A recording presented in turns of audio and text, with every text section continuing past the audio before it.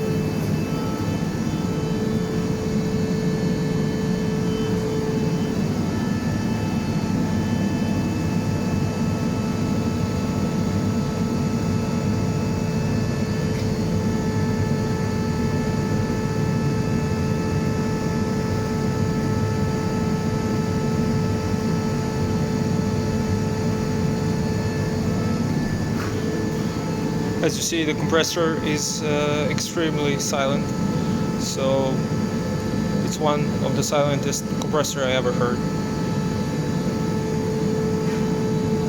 It's 2000 hours up to regular maintenance, and I think around 28,000 hours in total. And here it is, 9 bars. It's set up to 9 bars, so